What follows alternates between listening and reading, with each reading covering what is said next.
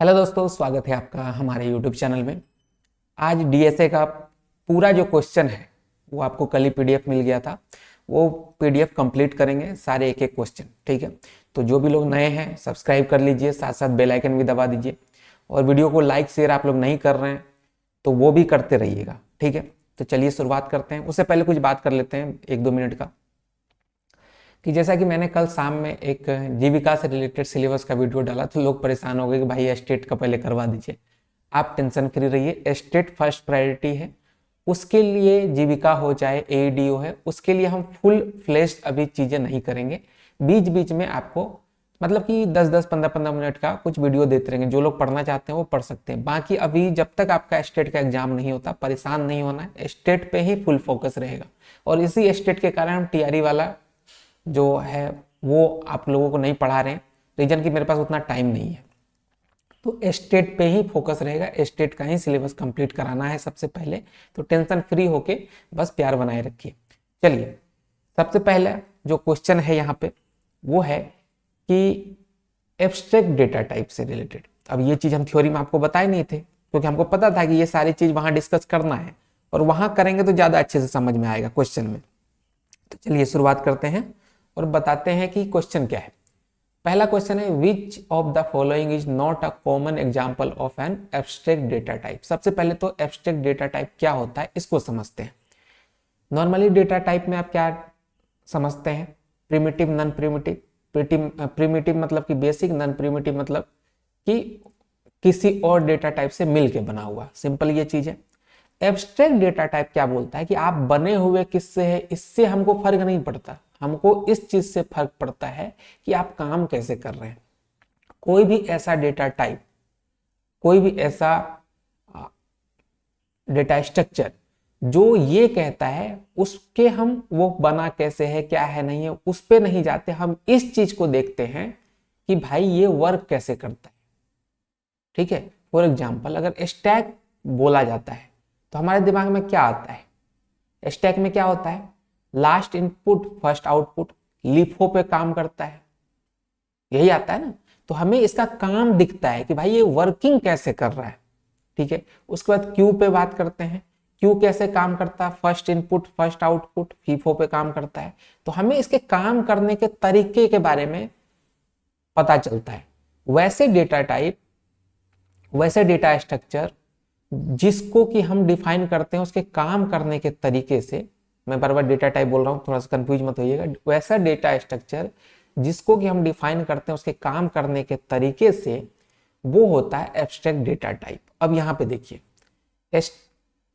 Stack को कैसे हम डिफाइन करते हैं? इसके काम करने के तरीके से। लिफो पे काम करता है। क्यू कैसे करता है? फीफो पे काम करता है, फर्स्ट इनपुट फर्स्ट आउटपुट पे। लिस्ट कैसे करता है? ये इंडेक्स पे करता है काम, ठीक है। लेकिन इंटीजर क्या काम करने के तरीके पे चीज हम इसको डिफाइन करते हैं? नहीं, ये बेसिक डेटा स्ट्रक्चर है, बेसिक डेटा टाइप है। तो ये जो है आपके एब्स्ट्रैक्ट डेटा टाइप में नहीं आएगा, तो इसीलिए इंटीजर आपका सही आंसर हो जाएगा, ठीक है। सारे क्वेश्चन पूछे हुए हैं। चलिए अब दूसरे क्वेश्चन पे चलते हैं। इसके बाद एक यहाँ पे क्वेश्चन है, which collision resolution technique involve placing the collided element in the next available empty slot in the hash table. ये हैश टेबल का हैशिंग का आपका क्वेश्चन है।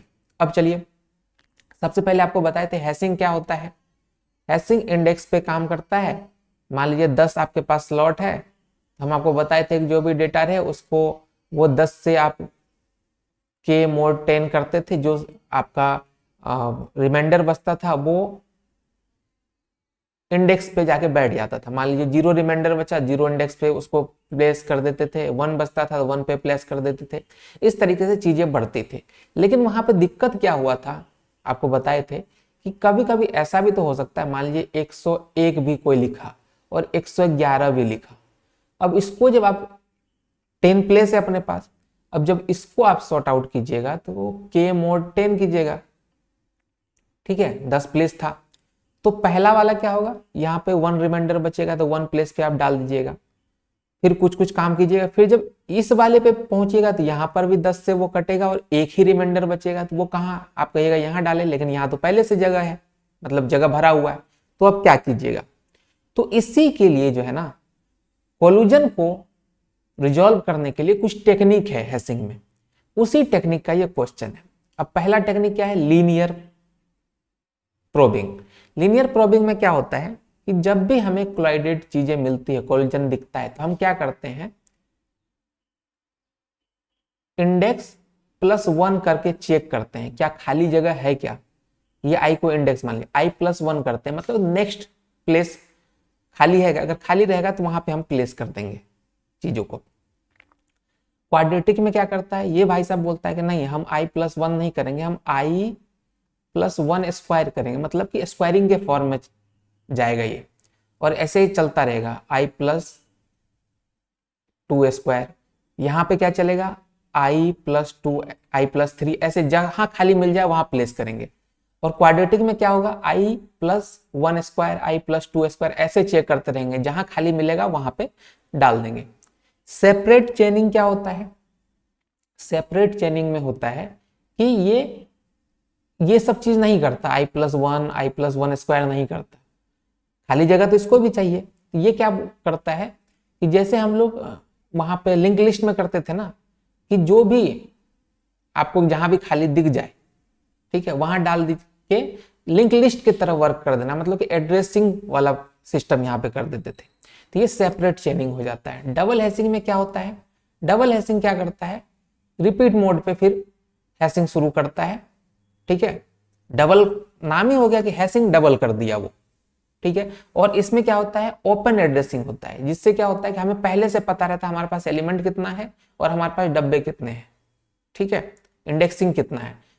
तो ये दोनों तो पूरा अलग ही सिस्टम हो गया।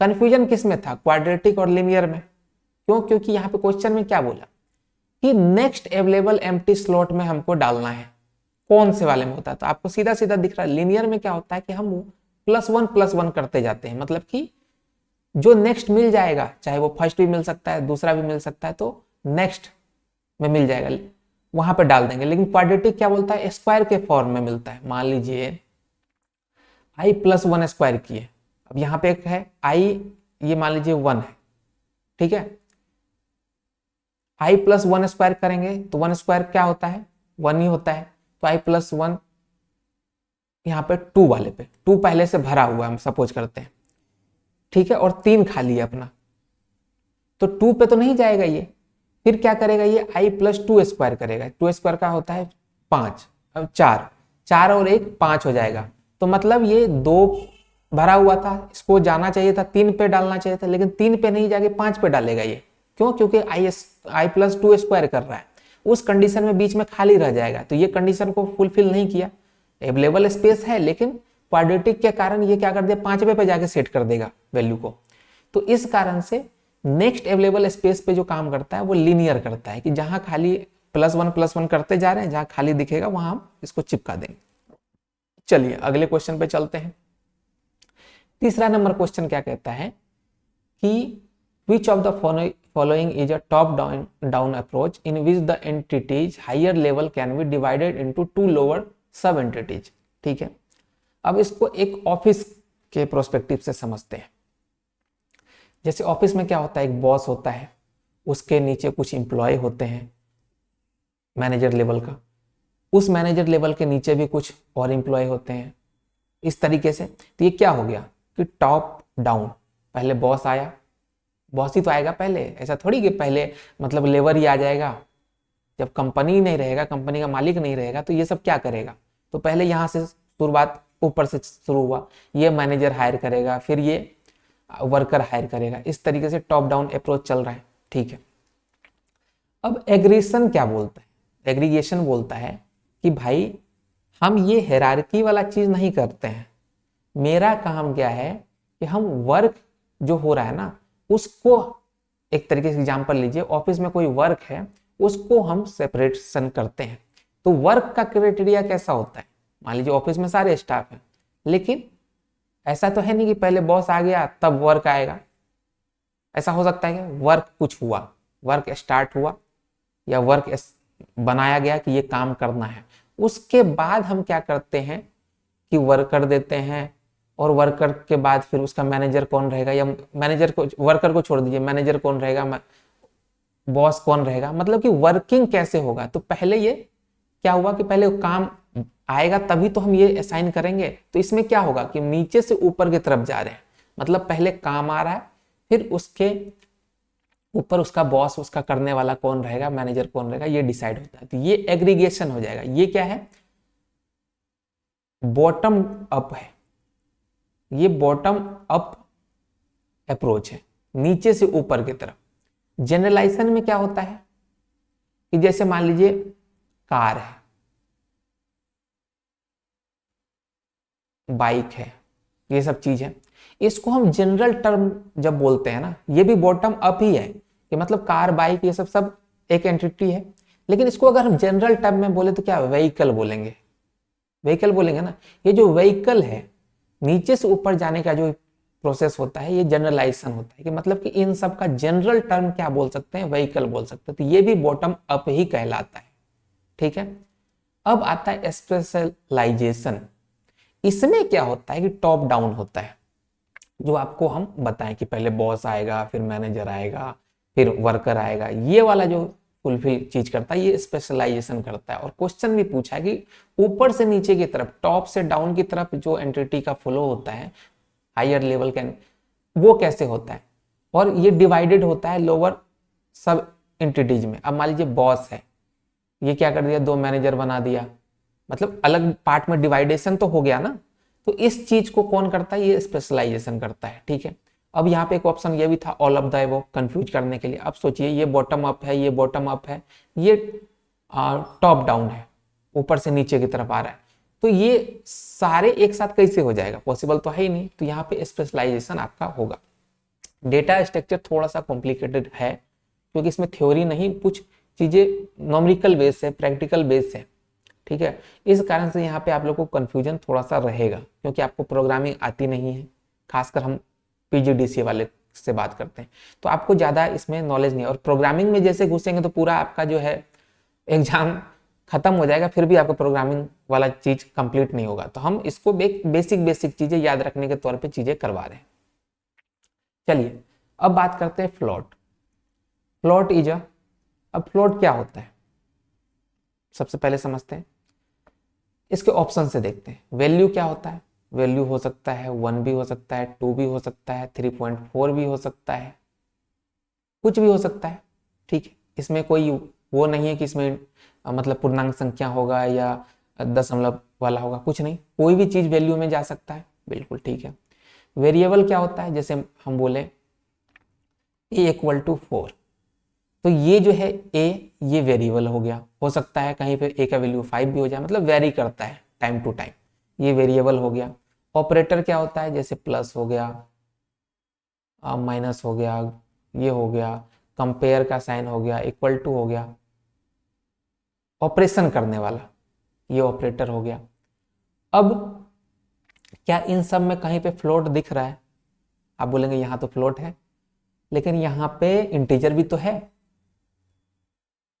पर्टिकुलर फ्लोट वाला कोई सिस्टम है, तो फ्लोट किस कंडीशन में आता है, फ्लोट आता है एक डेटा टाइप में, कि इसका एक पर्टिकुलर एक टाइप है, कि हम इसमें जो है सिर्फ ये पॉइंट वाले ही वैल्यू लेंगे।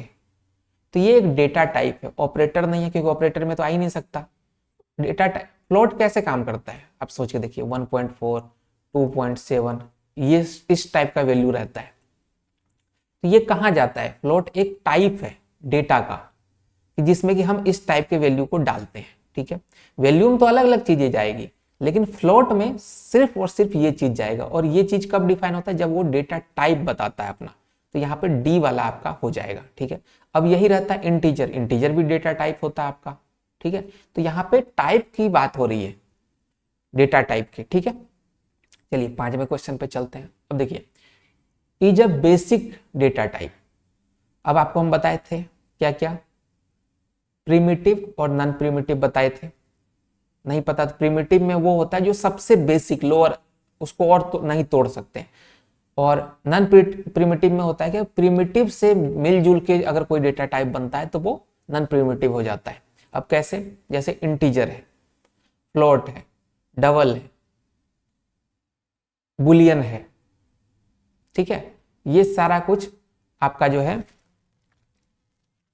किस में आता है, बेसिक डेटा टाइप में, प्रिमिटिव में, क्योंकि इसको और हम अधिक नहीं तोड़ सकते। लेकिन वही चीज नॉन प्रिमिटिव में जाए, एरे, एरे में तो आप इंटीजर भी डाल सकते हो, फ्लोट भी डाल सकते हो, कुछ भी डाल सकते हो। तो मतलब ये बेसिक डेटा टाइप या प्रिमिटिव डेटा टाइप से मिलके बना है, ठीक है। तो यहाँ पे हमसे क्या पूछा, बेसिक डेटा टाइप। आपको साफ साफ दिख रहा है इंटीजर है यहाँ पे, लेकिन कुछ लोग बोलेंगे भाई बुलियन भी तो है। अब देखिए बुलियन और इंटीजर में डिफरेंस क्या है। बहुत सारे जो पुराने लैंग्वेज थे, चाहे सी को ही ले लीजिए, उसमें बुलियन को कंसीडर किया ही नहीं गया था, इसलिए बुलियन 100% यहाँ पे सटीक नहीं बैठता है। इंटीजर है कि शुरू से लेकर अभी तक इंटीजर चल रहा है। अब जो नए प्रोग्रामिंग लैंग्वेज आ रहे हैं उसमें बुलियन को रखा गया है, ठीक है। लेकिन अगर पुराने आप देखिएगा तो उसमें बुलियन नाम का कोई चीज ही नहीं है, तो हम कैसे इसको 100% मान लें। हाँ, अगर कहीं पे इंटीजर ऑप्शन ही ना रहे, सिर्फ बुलियन ही रहे, तब तो बुलियन मारिए। लेकिन अगर कहीं पे इंटीजर ऑप्शन है और बेसिक डेटा टाइप पूछा गया तो आप इंटीजर ही मारिएगा, ठीक है। चलिए आगे बढ़ते हैं। चलिए अगला क्वेश्चन 6 नंबर का जो है, variable which can be access inside a module of the program is called. अब देखिए ऑप्शन पे चलते हैं। जब आप कोई प्रोग्राम लिखते हैं तो वेरिएबल जो डिफाइन करते हैं वो कई जगह डिफाइन होता है। जैसे आप प्रोग्राम के अंदर अलग अलग ब्लॉक बनाए हैं, अलग अलग मॉड्यूल बनाए हैं, तो आप उसके अंदर भी चीजें वेरिएबल को डिफाइन कर सकते हैं, और एक ऐसा वेरिएबल भी डिफाइन कर सकते हैं जो सभी मॉड्यूल में काम आ जाए, ठीक है। अब ऐसा कोई वेरिएबल जो कि आपने सारे मॉड्यूल के बाहर डिफाइन किया और सारे मॉड्यूल में उसको यूज कर रहे हैं, उसको बोलते हैं ग्लोबल, ठीक है। एक बार आपने डिफाइन कर दिया और उसको आप सभी मॉड्यूल में एक्सेस कर रहे हैं, तो इसका मतलब हो गया कि वो ग्लोबल है, ग्लोबली आप यूज कर रहे हैं। अब ऑटो क्या होता है, ऑटो एक क्लास होता है, ठीक है। इसको प्रोग्राम में यूज किया जाता है। ये क्या बोलते हैं, वेरिएबल वाला पार्ट नहीं है, ये ऑटो अलग चीज है। एस्टेटिक, एस्टेटिक जो होता है एक फिक्स होता है, एस्टेटिक वैल्यू होता है जो फिक्स है। ये आप ग्लोबल में भी डिफाइन कर सकते हैं और मॉड्यूल के अंदर भी कर सकते हैं। अब इसके बाद आता है लोकल। यहाँ पे क्वेश्चन वही पूछा है कि भाई एक पर्टिकुलर मॉडल के अंदर अगर आपको करना हो, सिर्फ उसी मॉडल के अंदर, except inside a model of the program is called, तो लोकल होगा वो, क्योंकि हम उसी पर्टिकुलर एक मॉडल में डिफाइन करेंगे। अब लोकल का कहानी ये होता है कि जिस मॉडल में आपने डिफाइन किया है ना, वही यूज कर सकता है, बाहरी दुनिया से इसको कोई मतलब नहीं है, ठीक है। तो ये लोकल आपका आंसर हो जाएगा। चलिए अब 7वें पे चलते हैं। टू स्टोर कैरेक्टर और टेक्स्ट डेटा वी नीड, ठीक है। सबसे पहले देखते हैं कि ऑप्शन क्या क्या है। न्यूमेरिक वेरिएबल, न्यूमेरिक वेरिएबल क्या हो सकता है, 1 2 3 4, ठीक है। इसमें टेक्स्ट डेटा आ सकता है, नहीं आ सकता। लॉजिकल फंक्शन क्या होता है, जैसे लॉजिकल फंक्शन में बुलियन अलजेब्रा आपने पढ़ा था। लॉजिकल बातें जहां पे होती है, या तो यस होगा, ट्रू होगा या फॉल्स होगा, वैसा जो कंडीशन है ये लॉजिकल है। क्या ये स्ट्रिंग को कर, जैसे मुझे हेलो करना है या एलके क्लासेस करना है, क्या इसमें स्टोर हो जाएगा, नहीं होगा, एरे। अब सोच के देखिए, ये पूरा एक चीज क्या एरे में स्टोर करवा सकते हैं, एरे ऐसे स्टोर नहीं करता, ठीक है। एरे में आप अगर वैल्यू करते हैं तो एक एक कैरेक्टर आप कीजिएगा, ठीक है। ये स्ट्रिंग वाला चीज एरे में नहीं होगा, होगा भी तो अगर मान लीजिए डेटा टाइप अलग हो जाए तो ये नहीं करेगा, ठीक है। तो ये कहानी है एरे का। लेकिन स्ट्रिंग ऐसा है कि जिसमें कि हम कैरेक्टर स्टोर कर सकते हैं और टेक्स्ट डेटा सब स्टोर कर सकते हैं, ठीक है। तो इस कारण से स्ट्रिंग के बारे में हम बताए भी थे आपको। तो जब हमको कैरेक्टर और टेक्स्ट डेटा स्टोर कराना होता है तो हम स्ट्रिंग वेरिएबल का यूज करते हैं। एरे में भी हो जाएगा, मान लीजिए हम 5 एक एरे बनाते हैं जिसमें कि कार, बस, ये सब को स्टोर कराते हैं, हो जाएगा। लेकिन जैसे ही यहाँ डेटा टाइप चेंज हुआ, सिंपल सी बात समझिए, कार क्या है, अगर इस टर्म को पूरा देखते हैं तो कार एक स्ट्रिंग लिखा हुआ आपका। बस क्या है, बस भी एक स्ट्रिंग है। तो हम एरे पे क्यों जाए, जब हमारे पास जो बेसिक इससे ऊपर वाला चीज है उसको हम पकड़ेंगे ना, समझ रहे हैं। तो स्ट्रिंग वेरिएबल है। अब देखिए, विच ऑपरेटर हैज हाईएस्ट प्रोसीडेंस, जैसे आप बोर्ड मास पढ़ते थे, वैसे यहाँ पे भी प्रोसीडेंस होता है कि सबसे पहले कौन सा ऑपरेटर का यूज करेंगे, कौन सा परफॉर्म करेंगे।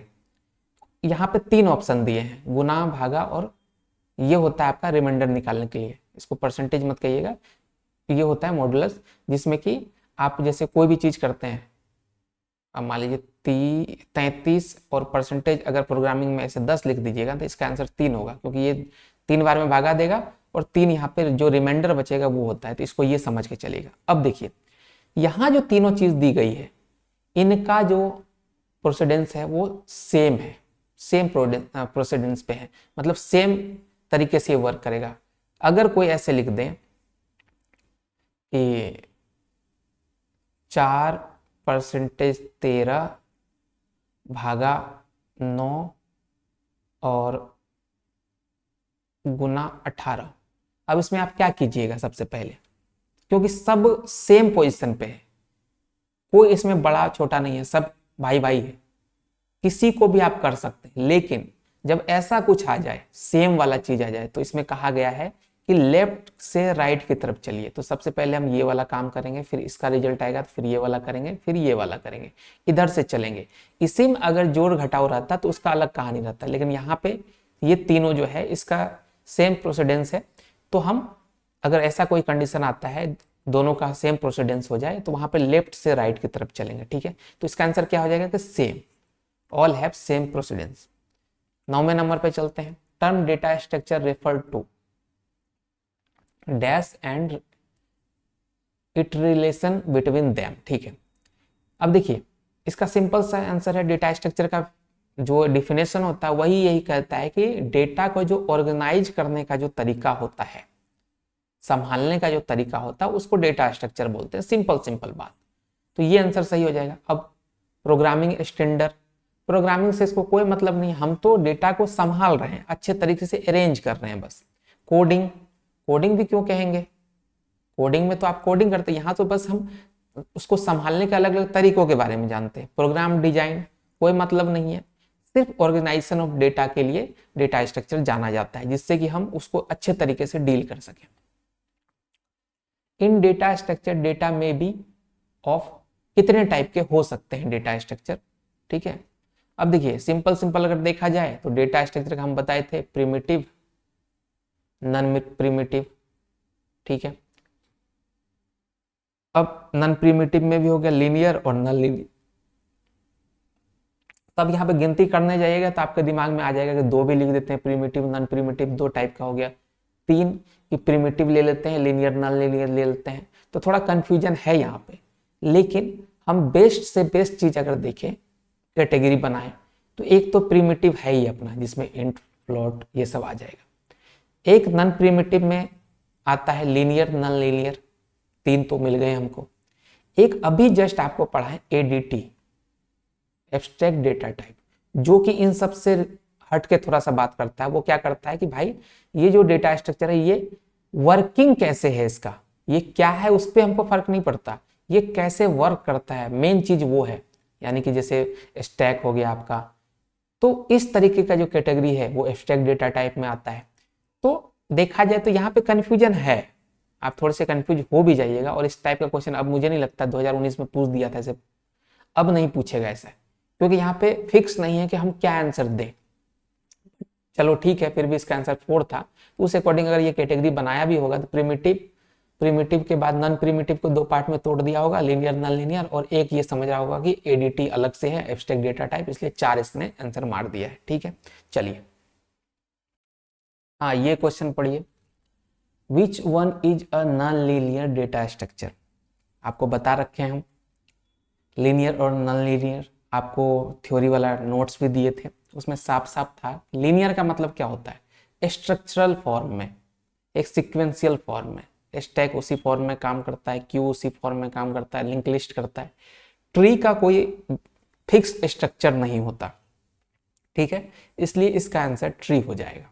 चलिए, द स्ट्रक्चर और format of data is called, देखिए डेटा का जो स्ट्रक्चर होता है या फॉर्मेट जो होता है ना, उसको सिंटेक्स बोलते हैं, ठीक है। अब देखिए सिमेंटिक तो होगा ही नहीं, स्ट्रक्ट जो है ये एक कीवर्ड है, ठीक है, तो ये तो होगा नहीं। यहाँ पे बात हो रही है फॉर्मेट और स्ट्रक्चर का, तो ऐसे नहीं कि स्ट्रक्ट और स्ट्रक्चर सेम सेम दिख रहा है तो मार के चले जाए, गलत हो जाएगा। सिंटेक्स बोलते हैं किसी भी डेटा का जो फॉर्मेट होता है या उसका जो स्ट्रक्चर होता है उसको सिंटेक्स बोलते हैं, ठीक है। चलिए आगे बढ़ते हैं। Which data structure is mainly use for implementing the recursive algorithm. अब रिकर्सिव एल्गोरिथम क्या होता है, सबसे पहले तो ये समझिए तब आगे बढ़ेंगे। रिकर्सिव का मतलब होता है कि खुद को ही कॉल कर लेना, एक ऐसा एल्गोरिथम जो खुद को ही कॉल करना, मतलब कि इस तरीके से घूम जाना, खुद को ही कॉल करना। अब देखिए, खुद को ही कॉल करना है तो हमको ऐसा स्ट्रक्चर चाहिए जो सबसे इजीली एक्सेसिबल हो जाए। अगर मान लीजिए कहीं लास्ट लाइन पे पहुंचे, वहां पे हमको कोई एक डेटा था उसको फिर से कॉल करना पड़ जाए, रिकर्सिव करना पड़ जाए, तो इसमें आपको सबसे बेस्ट कौन सा लग रहा है, सबसे इजी में हो जाएगा। आपको पता है क्यू क्या काम करता है, क्यू करता है first input last, sorry, Q कैसे काम करता है, जो पहला इनपुट होगा, देखिए यहां से पहला इनपुट और पहला ही आउटपुट होगा। अब यहां पे मान लीजिए यहां पर रिकर्सन स्टार्ट हमको करना है, लेकिन हमको वेट करना पड़ेगा, सब इधर से आएगा तभी तो हम इसको फिर से ले पाएंगे अपने पास, तो क्यों नहीं हो पाएगा। स्टैक क्या बोलता है कि लास्ट इनपुट फर्स्ट आउटपुट, जो लास्ट में होगा वो फर्स्ट आउटपुट हो जाएगा। मतलब कि अगर रिकर्सन यहां हुआ, रिकर्सन कहाँ होगा, खुद से कॉल करने का मतलब हम वहां पहुंच चुके हैं, खुद को कॉल कर रहे हैं और सबसे इजीली हम यही, क्योंकि इसी को फिर आउटपुट बना देंगे हम। तो स्टैक जो है ना सबसे बेस्ट यूज होता है रिकर्सिव एल्गोरिथम, ठीक है। बाइनरी ट्री का तो कोई मतलब ही नहीं बनता, ट्री वाला तो कॉन्सेप्ट ही अलग है। तो यहाँ पे अगर नहीं समझ आए तो याद कर लीजिएगा कि रिकर्सिव का नाम आएगा तो कौन सा डेटा स्ट्रक्चर देखना, हमको स्टैक देखना है। अब देखिए, a linear data structure is which insertion and deletion operation can be perform from both and. सारे क्वेश्चन पूछे हुए हैं, दोनों साइड से इंसर्शन और डिलीशन करने का जो कैपेसिटी रखता है वो कौन सा रखता है। क्यू में क्या है, क्यू कैसे काम करता है, एक तरफ से हम इंसर्ट करते हैं, दूसरे तरफ से हम निकालते हैं, ठीक है।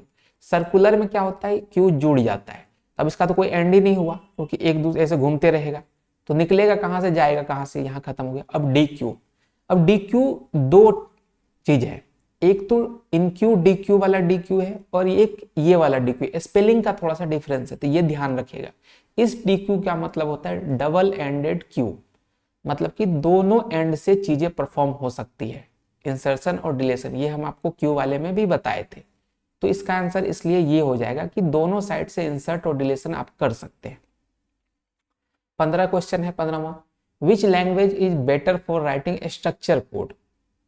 अब देखिए, जहां स्ट्रक्चर कोड की बात आएगी तो अब सीधी सीधी बात है कि स्ट्रक्चर कोड तीनों काम करता है, पास्कल भी, फोर्ट्रैन भी और बेसिक भी।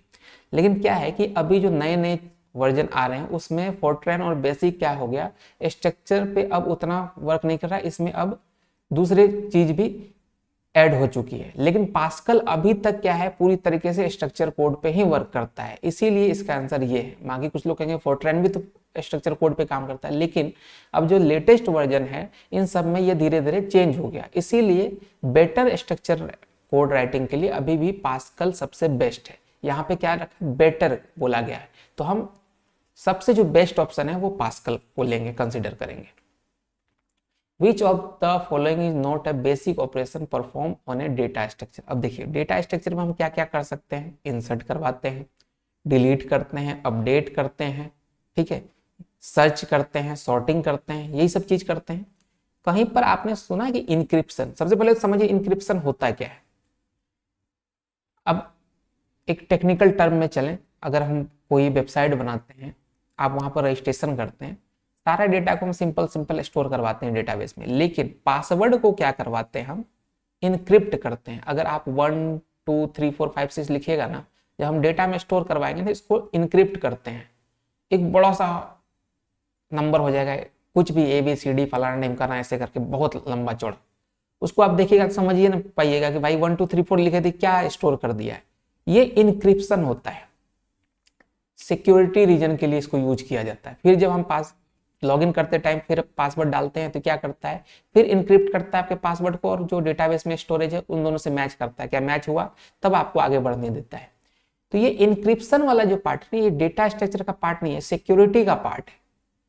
तो ये वाला आंसर आपका हो जाएगा। 16 नंबर कंप्लीट। चलिए, a computer program that convert N assembly language program into equivalent machine language program. अब देखिए, जहां भी असेंबली की बात आ जाए, असेंबली और असेंबलर दोनों सिमिलर आपको दिख रहा होगा तो असेंबलर मार दीजिएगा खटाक से। असेंबलर क्या करता है कि असेंबली लैंग्वेज प्रोग्राम को मशीन लैंग्वेज प्रोग्राम में कन्वर्ट करता है।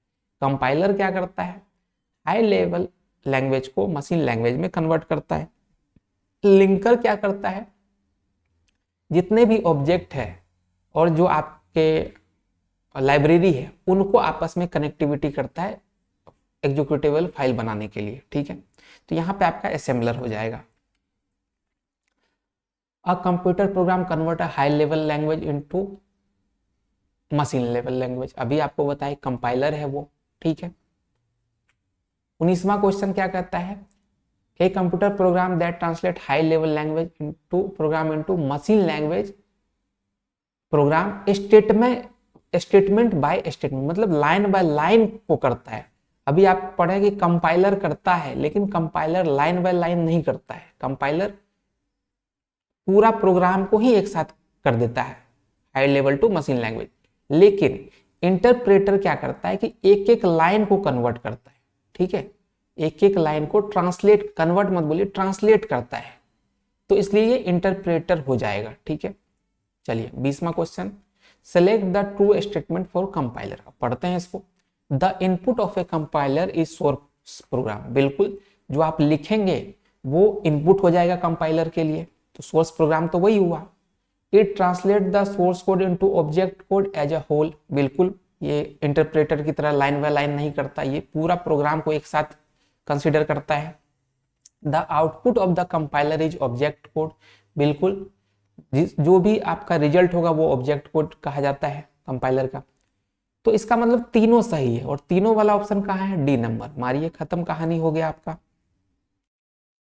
चलिए ये क्वेश्चन देखिए, a compiler is a translating program which, compiler क्या क्या करता है इसको देखते हैं। Translate instruction of a high level language into machine language, बिल्कुल सही जवाब है। Translate entire source program into machine, बिल्कुल।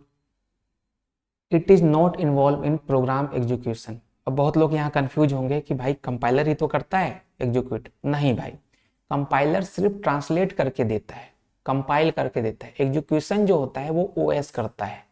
ठीक है, एग्जीक्यूटेबल जो सिस्टम है वो करता है।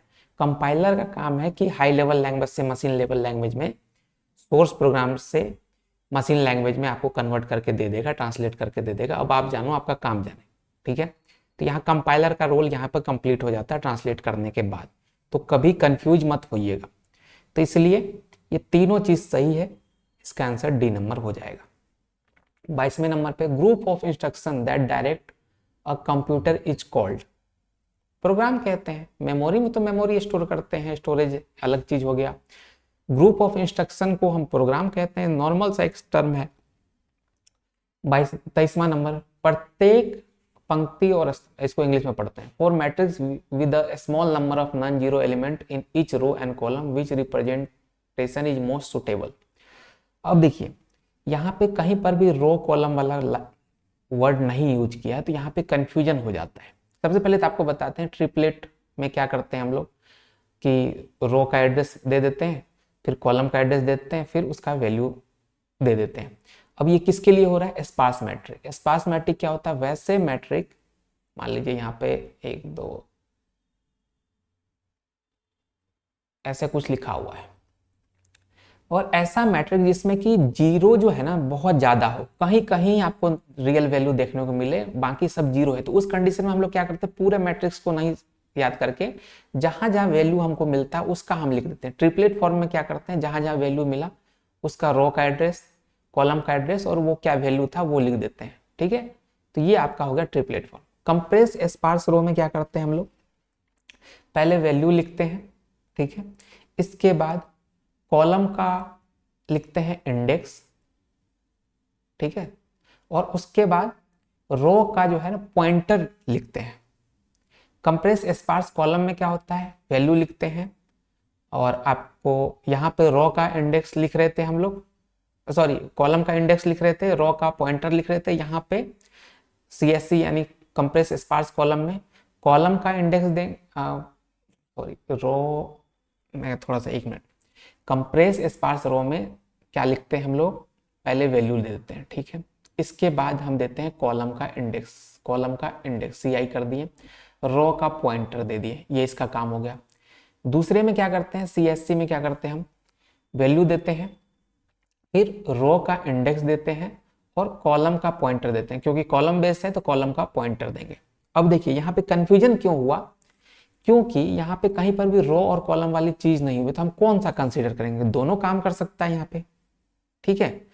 Small number of the matrix with the small number of non zero element in each row and column which represent most suitable, तो दोनों चीज कर सकते हैं, दोनों कर सकते हैं। लेकिन आंसर CSR क्यों दिया गया, ये कंफ्यूजन वाला चीज है। क्यों दिया गया, देखिए कुछ चीजें डिफॉल्ट होती है हर प्रोग्राम में, हर सिस्टम में, तो CSR जो है ना, अगर आपको स्पेशली अगर नहीं कहा गया है कि भाई कॉलम बेस्ड है या रो बेस्ड है, तो CSR जो है ना सबसे सुटेबल है और सबसे डिफॉल्ट माना जाता है। कोई भी ऐसे आंख बंद करके भी कहिएगा तो CSR वो कंसिडर खुद ही कर लेता है, ठीक है। जैसे कुछ नहीं मिला तो ये कर लो, वो वाला सीन है। इसलिए इसका आंसर आपको CSR देखने को मिला था, एक स्टूडेंट ने ग्रुप में कमेंट भी किया था इसको, तो इसलिए CSR था। बाकी यहाँ पे अगर आप जिद पे उतर जाए, नहीं हम तो CSC करेंगे, कर सकते हैं, कोई दिक्कत वाली बात नहीं, लेकिन एक डिफॉल्ट वैल्यू के नाते अगर देखा जाए तो CSR को बेस्ट आंसर माना गया है। अब इसी का एक दूसरा क्वेश्चन भी है, उसमें भी हम लोग डिस्कस करेंगे, उसमें क्यों चीजें चेंज हुई है। अब देखिए, the process of removing recursion involve replacing recursive function call with. अब देखिए रिकर्सन क्या होता है, खुद से खुद को ही कॉल करना, ये प्रोसेस बार बार चले जा रहा है चले जा रहा है, इसको कंप्लीट करने के लिए, खत्म करने के लिए क्या करेंगे, सबसे बेस्ट उपाय बताते हैं। ऑप्शन क्या है, मोर रिकर्सिव फंक्शन कॉल कर देना, इससे और लेंदी प्रोसेस हो जाएगा, रोस्ट सिचुएशन में आप पहुंच जाइएगा। लूप, लूप सबसे बेस्ट उदाहरण है कि जब भी खुद से कॉल करना हो लूप में डाल दीजिए प्रोग्राम को, वहां पे कोई कंडीशन लगा दीजिए कि लूप कब तक चलेगा, जब इसका वैल्यू ये ना आ जाए, तो वहां क्या होगा कि प्रोग्राम रन करते करते जैसे उस कंडीशन में पहुंचेगा आपका प्रोग्राम कंप्लीट हो जाएगा। एडिशनल मेमोरी एलोकेशन, मेमोरी क्या करेगा इसमें, कोई मतलब ही नहीं है। नॉन रिकर्सन फंक्शन कॉल कीजिएगा, नॉन रिकर्सन फंक्शन कॉल कर सकते हैं, लेकिन मेरा प्रोग्राम भी तो हमको रन करवाना है, जब तक वो पूरा जो हमको चाहिए वो नहीं मिलेगा तो हम क्यों करवाएंगे। तो यहाँ पे लूप सबसे बेस्ट ऑप्शन माना जाता है, इसलिए इसका आंसर लूप होगा। अब लूप क्या करता है, लूप करता है कि एक कंडीशन हम दे देते हैं कि भाई जैसे आपको कोई काम दिया, 5000 चीजें वहां पे है, उसमें बोला गया कि इस चीज में ना तुम ढूंढते रहो जब तक कि तुम्हारे पास ये पर्टिकुलर एक लेटर ना मिल जाए। मान लीजिए ABCD आपको दे दिया, ठीक है, और उसमें बोला कि इसमें ढूंढते रहो जब तक कि तुम्हें O ना मिल जाए, O जैसे मिलेगा प्रोग्राम कंप्लीट। तो एक बार आप ढूंढिएगा कैसे, पहले A को उठाइएगा, चेक कीजिएगा क्या O से मैच कर रहा है, नहीं कर रहा है, फिर आप दोबारा से फिर B को उठाइएगा। ये प्रोसेस कब तक चलता रहेगा, जब तक कि O इक्वल टू O ना हो जाए। और ये कैसे होगा, क्योंकि आप वही सेम चीज कर रहे हैं, एक ही प्रोग्राम को बार बार कर रहे हैं, तो ये लूप में चलेगा। एक प्रोग्राम कंप्लीट हुआ, फिर गया ऊपर, फिर से वो सर्च करना स्टार्ट किया, फिर दूसरा किया, और हर बार ये चेक कर रहा है कि क्या मैच किया, मेरा क्या मैच किया, मैच जैसे होगा प्रोग्राम कंप्लीट। तो ये लूप में प्रोसेस अच्छे से हो जाता है। 24 नंबर क्वेश्चन कहाँ गया भाई, चलिए इसको देख लेंगे एक बार।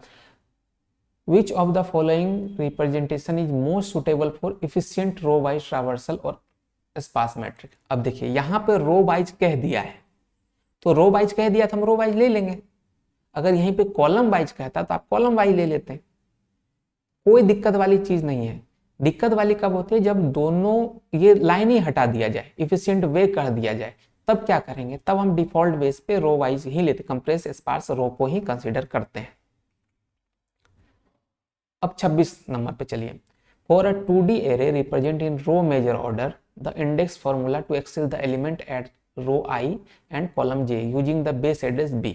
अब ये क्वेश्चन अब समझने वाला है, अच्छा क्वेश्चन है और पूछ भी सकता है। देखिए एक क्या करते हैं हम लोग, गौर से देखिएगा, एक एरे बनाते हैं, वो ऐसा एरे है 3 × 3 का है, ठीक है। यहाँ डाल दिए 1 2 3 4 5 6 7 8 9, ठीक है। 3 × 3 का एरे है, डन हो गया। अब कोई आपको बोला, ठीक है, कि मुझे किसी एक पर्टिकुलर का एड्रेस बता दो, और ये कौन सा है, रो मेजर में। रो मेजर में कैसे लिखते हैं, ये पहला वाला रो लिखेंगे 1 2 3, फिर 4 5 6, फिर 7 8 9। अब कोई आपको बोला कि भाई हमको ना इसका 8 नंबर कहाँ पे है, इसका एड्रेस दो। सिंपल सी बात है, आप काउंट कहाँ से कीजिएगा, 1 2 0 1 2 3 4 5 6, 0 1 2 3 4 5 6 7 नंबर पे 8 आपको मिलेगा। चलिए अब इसको सॉल्व करते हैं। बेस एड्रेस कुछ भी आप रख दीजिए, कोई फर्क नहीं पड़ेगा। फर्क क्या पड़ेगा, आई क्या है, अब यहां देखिए आई कौन सा हुआ हमारा, आई रो को बोल रहे हैं, कहां पे है भाई, 1 0 1 2, ठीक है, मतलब 2, आई का वैल्यू 2 हो गया। अब इसमें गुना कीजिए कि कितने का ये एन को बोला जाता है, रो में कितने आपके टोटल नंबर ऑफ एलिमेंट है, मतलब कितना बाई कितना का आपका एरे है या ये मैट्रिक्स है। तो यहाँ पे 3 का है, तो 2 × 3 प्लस जे कौन सा नंबर पे है, 0 1 1, ठीक है। अब गौर से देखिए, 3 दूनी 6 1 7। अब गौर से देखिए, क्या 7 नंबर पे आपको 8 मिला था, हम 8 ही तो ढूंढ रहे थे। देखिए 0 1 2 3 4 5 6 7, 7 नंबर पे आपको 8 मिल गया, आपको 8 ढूंढने बोला, और आप ऐसे भी देख रहे हैं, अगर इसका फॉर्मूला लगाते हैं, हमको रो मेजर में ये कंसीडर करके दे दिया है पूरा, और आपको बोला है कि 8 का पोजीशन बताओ, तो हम सिंपल सी बता सकते हैं 7वें पोजीशन पे आपको 8 मिल जाएगा। वो किस फॉर्मूला से मिलेगा, ये। अब मान लीजिए यहाँ पे बी कुछ भी, बी 1000 रह जाए, तो 1000 से स्टार्ट करते हैं। सपोज ये वाला आपका 1000 है, तो 1001 1002 1003 1004 1005 1006 1007। अब यहाँ पे अगर हम 1000 भी जोड़ दें, तो क्या 1007 पे आपका मिल जाएगा 8, बिल्कुल मिल जाएगा, कुछ भी का वैल्यू हो जाए। तो ये कौन सा फॉर्मूला सही हुआ, ये। इस वाले में नहीं काम करेगा, इस वाले में तब करेगा जब आपका ये जो रो बेस ना होके ये कॉलम बेस हो जाए। कॉलम बेस अगर रहेगा तो आपका जो है ना कॉलम मल्टीप्लाई में आ जाएगा। बस ये कहानी है, बाकी इन सब का तो कोई मतलब ही नहीं है। चलिए आगे बढ़ते हैं। 27 नंबर, निम्नलिखित में कौन सी C++ में इज एरे फंक्शन की सही परिभाषा। देखिए अब एकदम नॉर्मल सी बताते हैं, इज एरे काम करता है कि कोई भी एलिमेंट उस एरे में है कि नहीं, इसको चेक करता है, simple C. It checks the specific variable is of the array और नॉट। बिल्कुल यही होगा आंसर, बाकी देखने का हमको जरूरत ही नहीं है। सिंगल डायमेंशन है कि नहीं, मल्टी डायमेंशन, इसका कोई मतलब नहीं पड़ता। ये सिर्फ ये चेक करता है कि कोई वेरिएबल जो है वो आपके एरे में है कि नहीं। 28, निम्नलिखित में से कौन सा एरे का nवा तत्व देता है, मतलब कि 9th n element of array. अब ये कैसे देगा, अब सिंपल देखिए, 0 3 5 8 10। अब इंडेक्स देखिए, ये 0 पे है, ये 1 पे है, ये 2 पे है, ये 3 पे है, 4 पे है। ऐसे गिनती कीजिएगा तो 1 2 3 4 5। अब किसी भी एलिमेंट को अगर हमको पकड़ना हो तो हम क्या करते हैं एरे में, अगर हम लिख देंगे एरे 5, इसका मतलब क्या होगा, वो छठा एलिमेंट पे जाएगा। अगर हमको ये चाहिए, इसके लिए हम क्या करेंगे, जोर से देखिए, ये कितने पोजीशन पे है, 0 1 2 3 4, लेकिन ये संख्या कौन सा है, 5वां संख्या है। तो अगर कुछ लोग डायरेक्टली 5 लिख दें गलत हो जाएगा, तो हमको क्या करना पड़ता है, एलिमेंट -1 करते हैं, तो मतलब ये चौथे पोजीशन पे आपको मिलेगा ये। तो जैसे हमको 10 चाहिए, ये 5वां नंबर है, तो 5 - 1 करेंगे तो हमको ये एलिमेंट, इसका पूरा एड्रेस मिल जाएगा, ठीक है। तो उस एड्रेस को जानने के लिए हम क्या करते हैं, संख्या में से -1 कर देते हैं, n-1 करते हैं, ठीक है। तो ये वाला आपका आंसर सही हो जाएगा। 29, C++ प्रोग्रामिंग भाषा में एरे कितने प्रकार के होते हैं? सिंपल सी बात है, दो तरीके के होते हैं, वन डायमेंशनल और मल्टी डायमेंशनल। ठीक है, अब कहेगा कि 2 डायमेंशनल 3 डायमेंशनल, इसमें आप कंफ्यूज मत होइएगा, दो ही तरीके हैं, वन डायमेंशन और मल्टी डायमेंशन। मल्टी डायमेंशन में 2D 3D आता है। ठीक है, right the output of the program. अब देखिए प्रोग्राम क्या है, एक ये इंट ए और एरे डिफाइन किया है, इसके अंदर एरे में डाल दिया 1 2 3 एलिमेंट डाल दिया, लास्ट में जो ये पॉइंटर डाला है ना, ये सारा खेल खराब कर देगा। क्यों? एरे ऐसे डिफाइन ही नहीं होता है। एरे हम लोग कैसे डिफाइन करते हैं?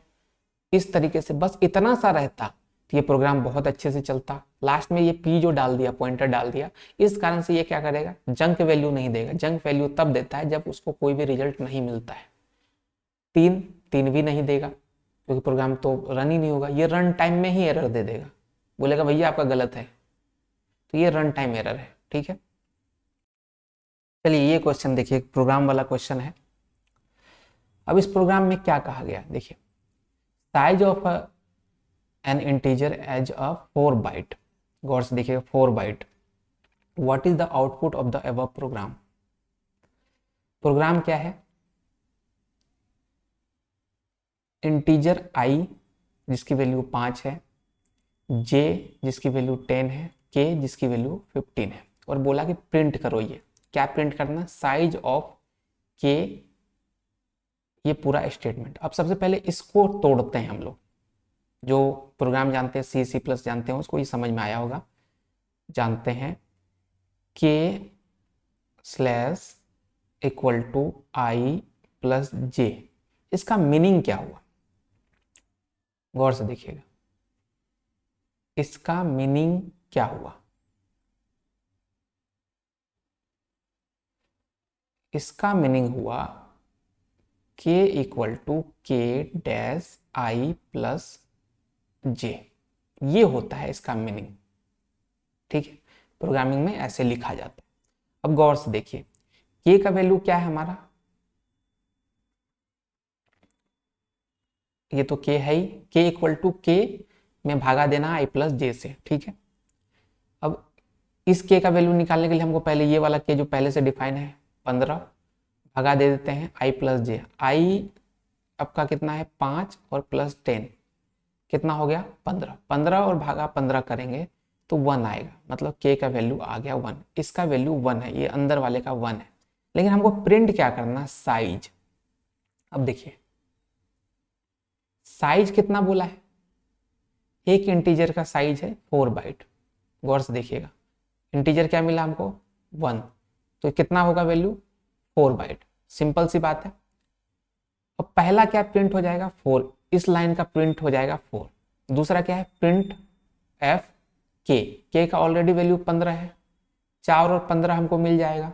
यहाँ पे किसी प्रकार का कोई दिक्कत नहीं होना चाहिए। अब कुछ लोग यहाँ कंफ्यूज कैसे करेंगे, ये इस 4 1 से कंफ्यूज हो जाएंगे कि यहाँ से k का वैल्यू तो 1 आ गया था यहाँ से, इस कारण से एक तो 4 यहाँ पे कर देंगे और वो इसको असाइन भी करवा देंगे k पे कि यहाँ से तो k का वैल्यू 1 हो गया था इस इक्वेशन से, इस कारण अब जो नेक्स्ट स्टेप में 1 k का वैल्यू 1 कंसीडर करेंगे, इसलिए कंफ्यूजन होता है।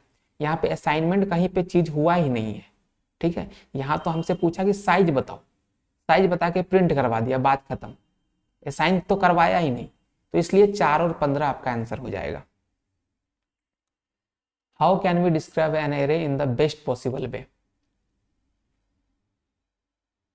अब देखिए बी नंबर इसका सही कह रहा है, container that store the element of the similar type. बिल्कुल सबसे पहला कंडीशन ही है कि ये उसी चीज को अपने अंदर रख सकता है जिसमें कि सबका जो टाइप है वो सेम हो। इंटीजर है तो सारा इंटीजर ही होगा, फ्लोट है तो सारा फ्लोट ही होगा। ये इसका पहला ही कंडीशन है, तो यही आपका आंसर सही हो जाएगा। ठीक है, अब देखिए the array is not a data structure, अरे यार ये तो गलत ही है। चलिए 33 number, which of the following is an advantage of using array?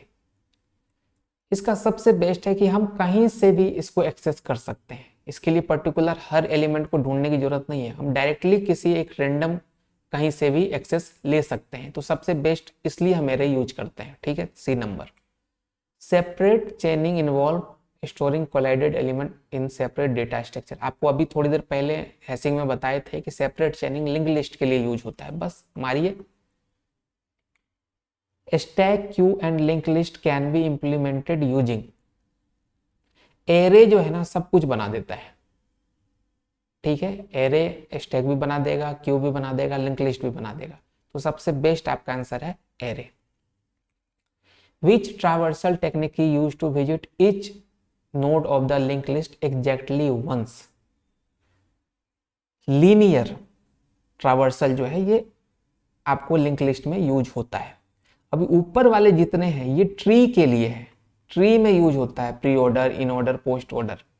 आपको लिंक लिस्ट में देखने को नहीं मिलेगा, तो आपका ऐसे ही कट गया। अगर आप ट्री पढ़ेंगे तो ये चीज आपको समझ में आया होगा, ट्री आपने देखा होगा कि ये सारे चीज ट्री में यूज होता है। आपका लिंक लिस्ट में कहीं यूज ही नहीं है इस चीज को, तो इतना दिमाग ही नहीं लगाना। लिंक लिस्ट का सिर्फ लीनियर ट्रावर्सल है। In pointer element of link list which operation can be perform in constant time 0-1 when inserting और डिलीटिंग नोड्स। देखिए ऐसे लिंक लिस्ट में कहीं पर भी इंसर्ट करवा सकते हैं, कहीं पर भी हम डिलीट करवा सकते हैं, कोई हमको दिक्कत नहीं है। लेकिन कांस्टेंट टाइम में, फिक्स टाइम में अगर करवाना हो तो सबसे बेस्ट वे होता है कि स्टार्टिंग में करवा दो। उससे क्या होता है कि हमको सारे एलिमेंट को कवर नहीं करना पड़ता। अगर हम एंड में करवाने जाएंगे तो हमको क्या करना पड़ेगा। मान लीजिए यहाँ पे लिंक लिस्ट है, ये आपका वैल्यू हो गया, ये पॉइंटर हो गया, ऐसे फिर जुड़ा हुआ है वैल्यू पॉइंटर ऐसे करके।